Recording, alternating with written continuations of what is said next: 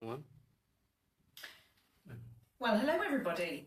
This is a bit of an experiment for us, but here at IVE we're all about experimentation, so we're going to have a chat today about what are the challenges that are facing UK businesses in 2018. So what are the most pressing issues and potentially what are the solutions? So we're going to have a conversation in a second. My name is Rosi Lister. I'm the Chief Executive here at IVE, and we're an organisation that is based on about teaching creativity to everybody, and in this particular case to support businesses. So I'm going to go around. We're going to say who we are first of all. So thanks, Rosi. Thanks, Rosi. It's Rashik Parmar. I'm the chair of the Board of Governors for Board of Trustees for IVE. Also have other hats, so I'm the technical executive for IBM in Europe, and also sit on the LET board, chairing the Skills in Employability panel. So I'm Jonathan Straight. I'm also a trustee of IVE.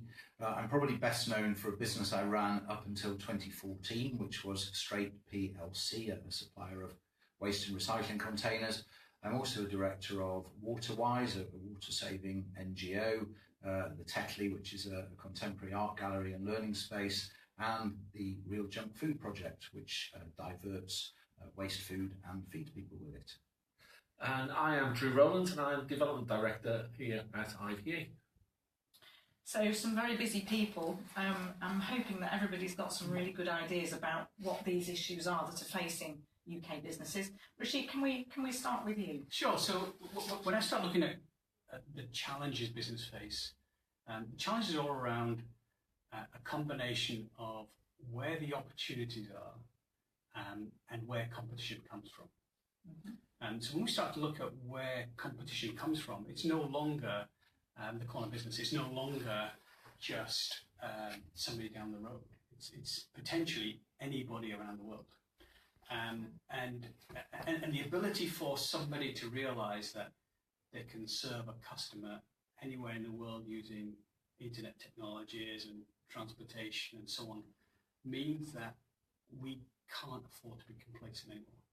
So I think the biggest challenge businesses face is complacency. And when you start to look at the opportunity that data provides, all businesses and all individuals now leave this massive shadow of open data.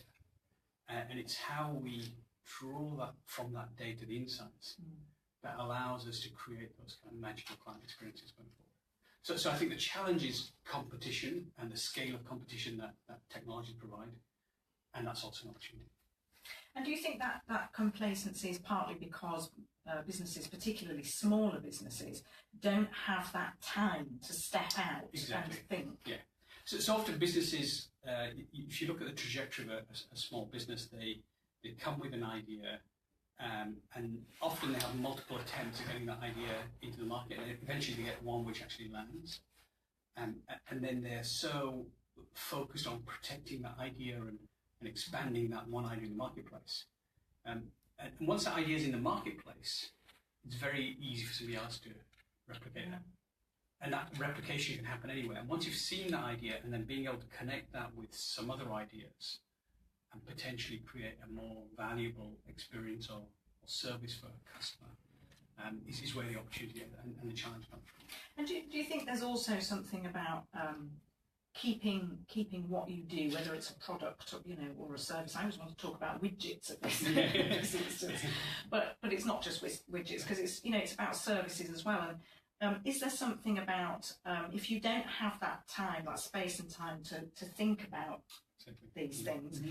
is it are you staying relevant to your customer base or your client base?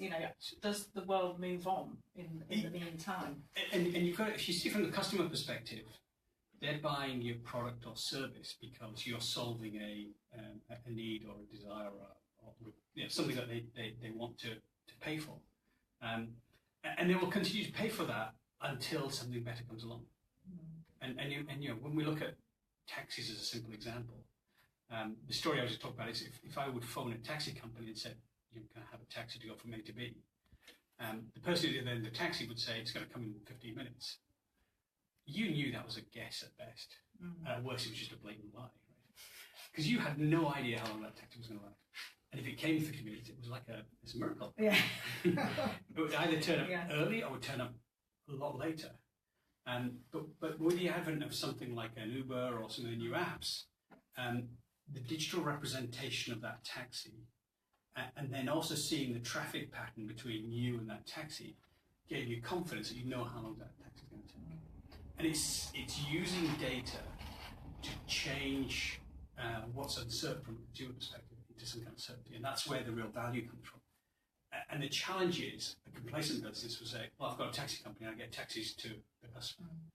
And unless you start to see what competition is doing and competition can do, you can't move forward. Unless you make space for that. If you're so busy running the taxi company, you can't see an Uber coming along as a platform that's going to disrupt you and completely take away your business.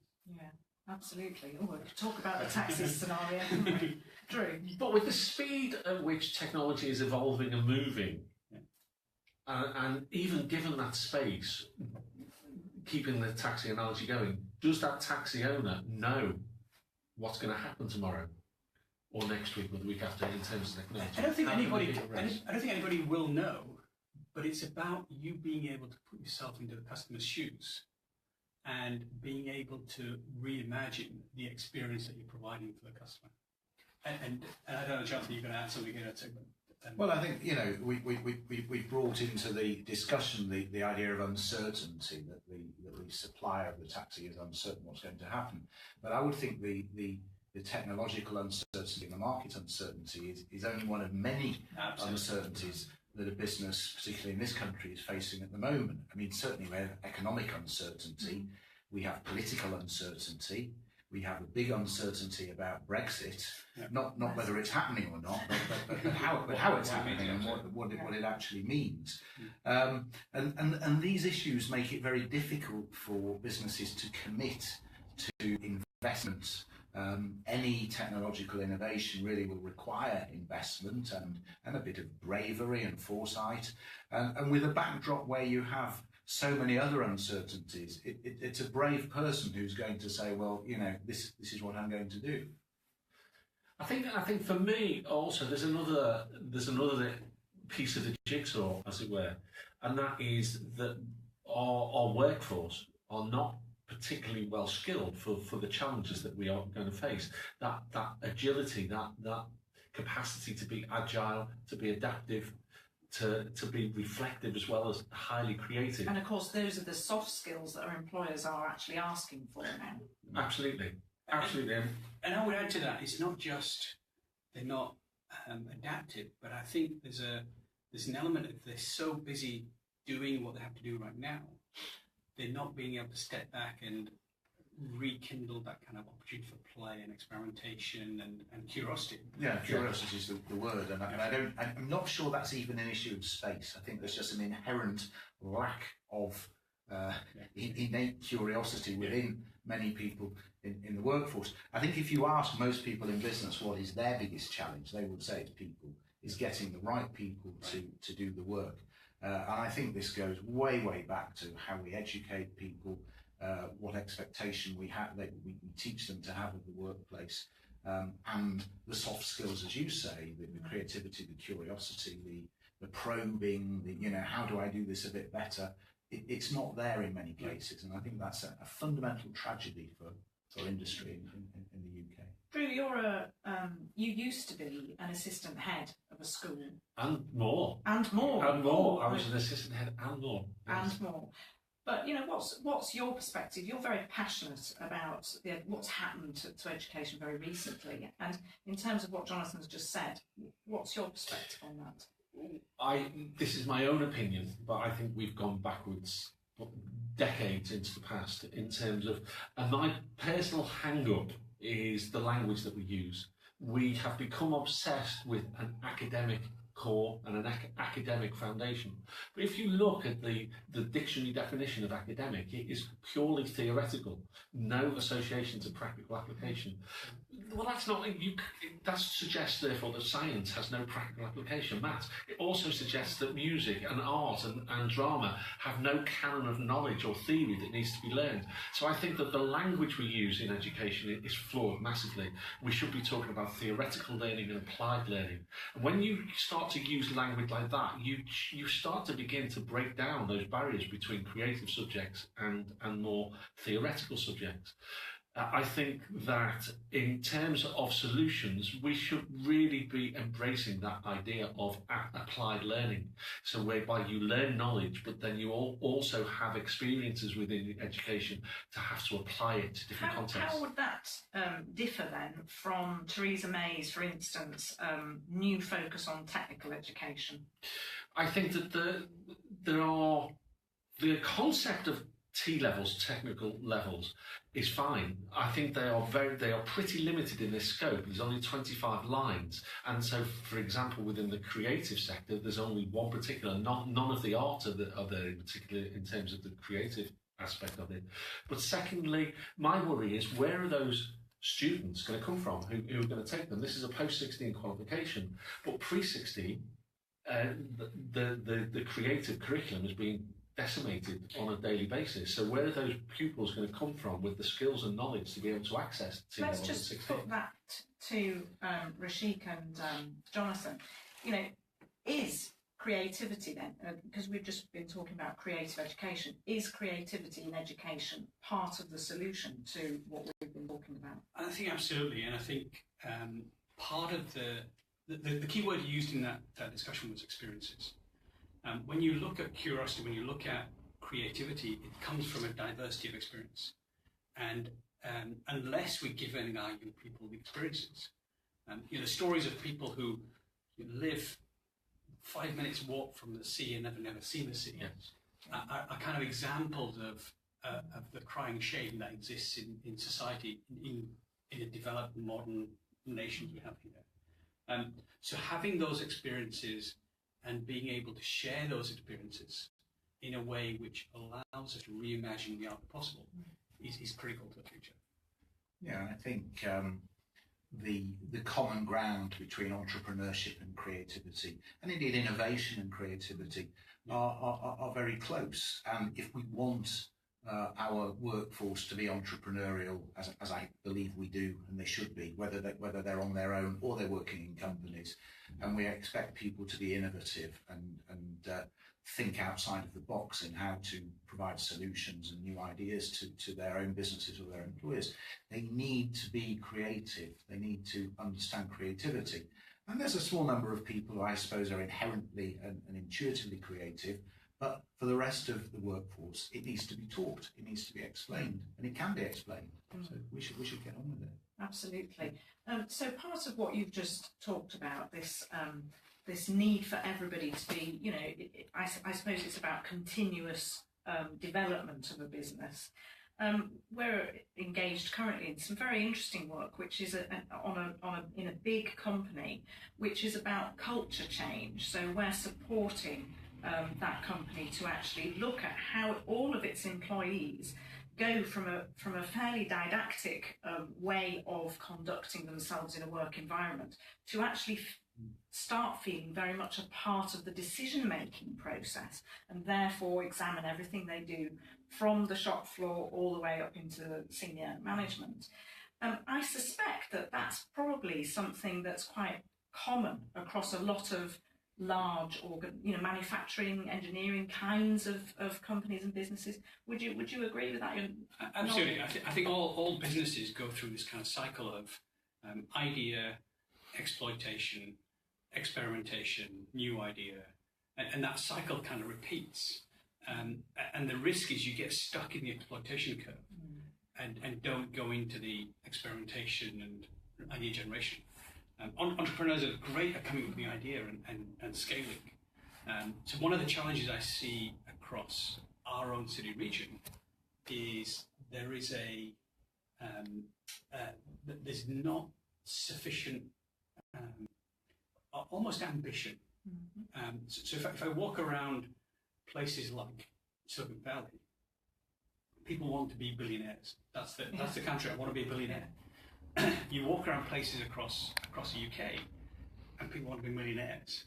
You don't have people wanting to be billionaires, and I think that ambition gap is one of the challenges we face. And I think that comes right from schooling and education. Unless we land it early, you can be a billionaire. You have the access through the technology, through the marketplaces, to become a billionaire. Let's go build it. I think too many people believe that ultimately what will happen to them is as a result of others doing it to them or for them, rather than them making it happen for themselves. And again, that's a very, very simple thing to teach, but something that people are not necessarily going to pick up on for themselves. Ultimately, your destiny is in your hands and nobody else's. Yeah, that's really interesting. I think that there is also something. I mean, we know that 98% of 5-year-olds have genius levels of creativity, but by the time they're 15, that's reduced down to 12%. And by the time they reach adulthood, it's absolutely reversed. So only 2% of the adult population have the same genius levels of creativity that 98% of 5-year-olds. That's really shocking. That's really shocking, Drew. And especially if we're saying that creativity is the precursor to innovation and entrepreneurialism. Absolutely. So if we only have 2% of our adult population that have that tenacity, the resilience, the calculated risk taking, I was saying, it has to be taught.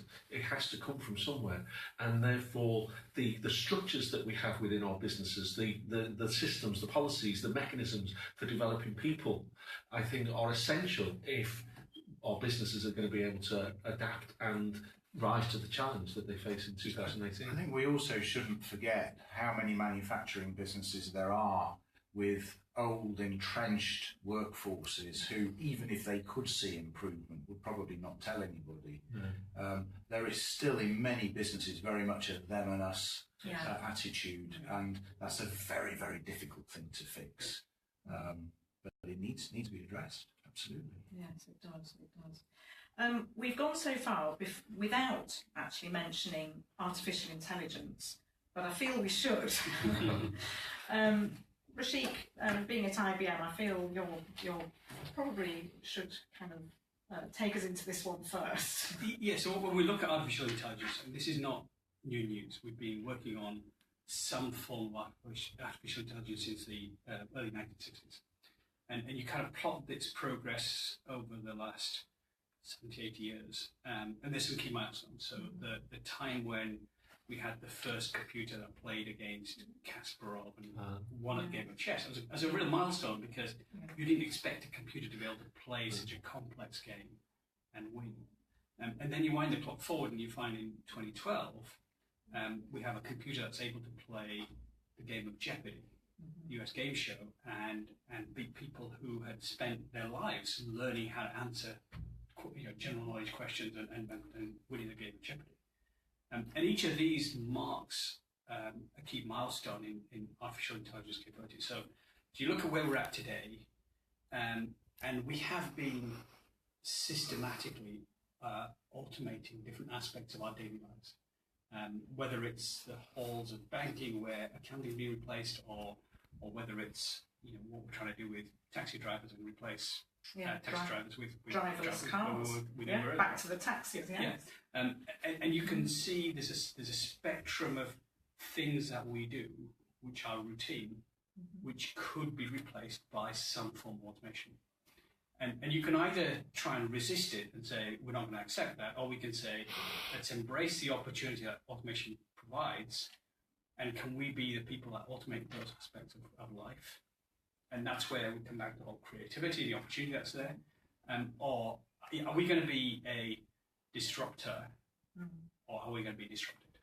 That's a choice, right?